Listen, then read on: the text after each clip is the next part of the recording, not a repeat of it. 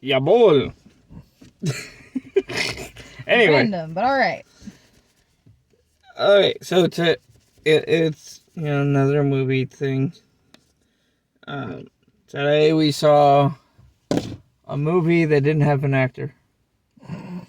Fucking stupid jokes. No, we saw the new John Cena movie, Freelance, which I didn't hate it, but it could have been better. I thought it was really good because at first I went in expecting the very typical South American dictator, white American CIA dude goes in, kills him, problem solved, day is saved, everybody suck America's dick. What we actually got was a much more realistic portrayal of dictators and autocrats and power struggles in South America, and spoiler alert, the dictator he was sent in to kill in the first part of the movie wasn't actually the bad guy. The bad guy, as in real life, was corporate greed. Yeah, and America. Tangentially, but yes. I very much enjoyed it. It is not that I didn't enjoy the plot. It was way too predictable. I knew everything that was going in the second his character gets hired. It was so predictably cliche. We clearly watched two different movies there because I just pointed out the cliche would be he goes in, shoots the guy in the head, he's actually been a horrible dictator. That's not actually the cliche in this type of movie.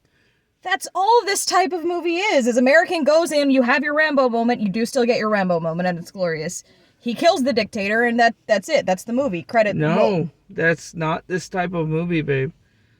This was clear. This was set up as a parody of this style, which is why I knew what was going to happen. Okay, because it's the reverse.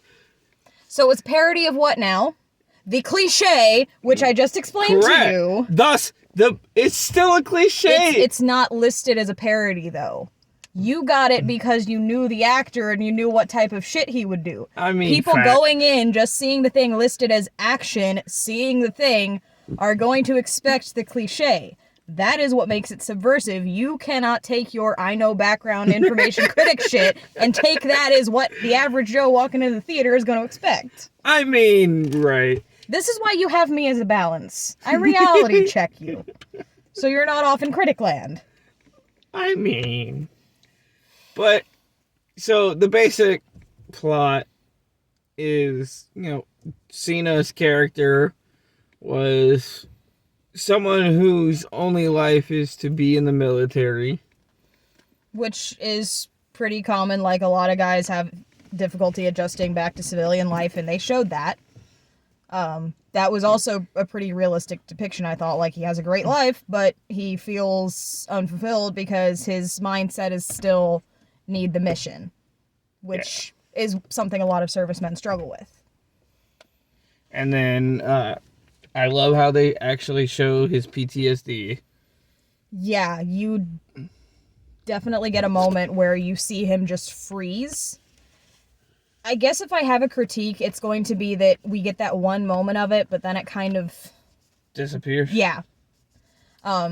Which isn't necessarily unrealistic, because if you have enough training and survival skills kick in, you kind of override it. He's probably going to go have a breakdown and a lot of therapy later, but he does kind of magically get over it quickly in the movie. But again, at some point training kicks in, I suppose, and you kind of panic later, deal with it now. But the plot is, he joins the military, he's on a mission.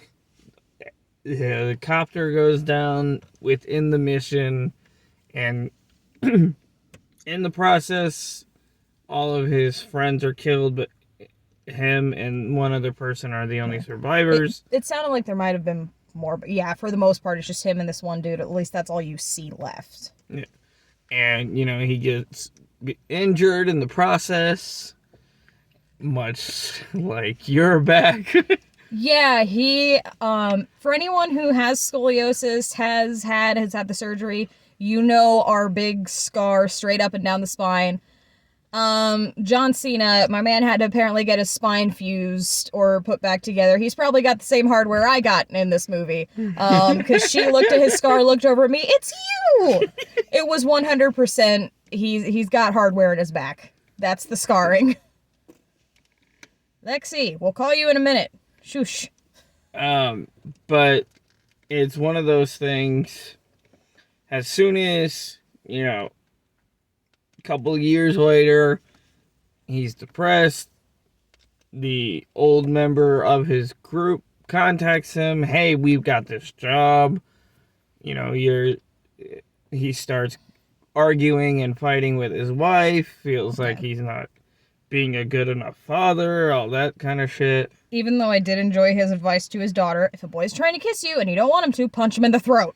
I feel like he should have gone, tell him to stop, tell the teacher, and then punch him in the throat if nothing else fixes it, but still solid advice. No. Because teachers nowadays won't do shit.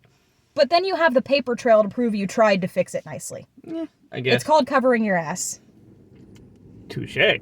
You're probably still gonna have to punch him in the throat, but cover your ass. That's your advice, children. Like toilet paper. Anyway. Message Lexi and let her know we're recording.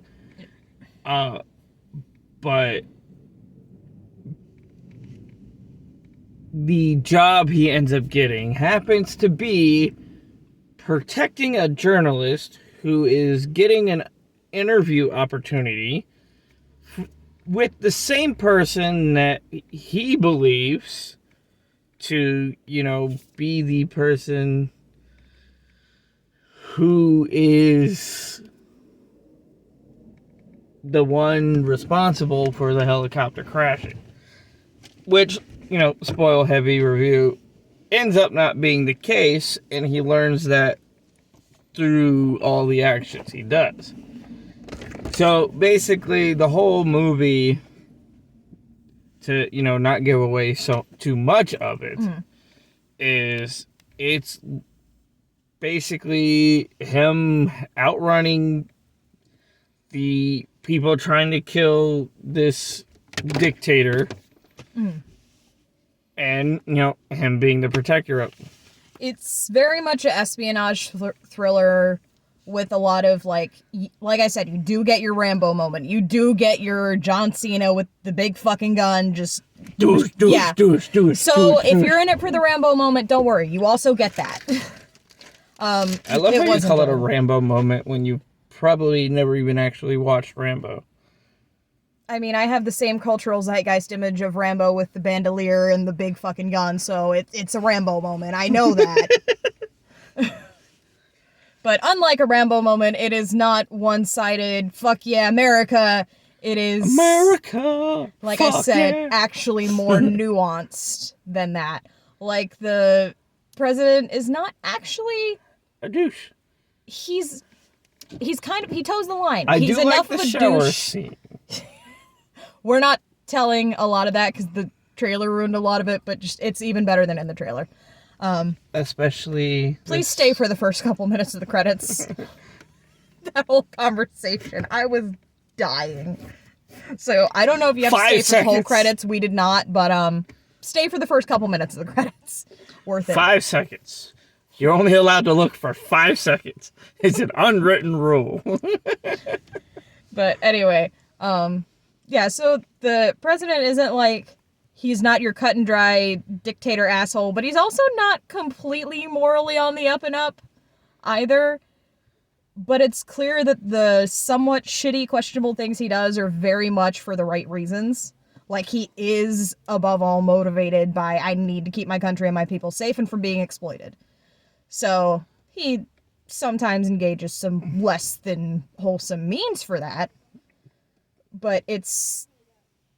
yeah. He's actually in it for the right reasons, and I admire that. There's also one part where you probably... It's not too emotionally heavy because it's immediately followed by, like, a huge gunfight, so that does break up the emotional tension, but there is a sad moment which I won't spoil what it is, but Which moment? the nephew. Oh, yeah. You don't see him on screen a lot, so it could have had a lot more emotional impact if we'd actually seen the kid more, but I honestly forgot he was a character till that scene. yeah, he's forgettable, but the president's reaction is that's the tearjerker. It's definitely a hammers home. This is not the villain character. This is a guy who's trying to do his best with a shitty situation. But trying not to ruin the whole movie, this is one of those movies that is very plot heavy. And I do see your point of it being predictable if you go in knowing that it's supposed to be a change up, because it is a parody of something that is point for point predictable.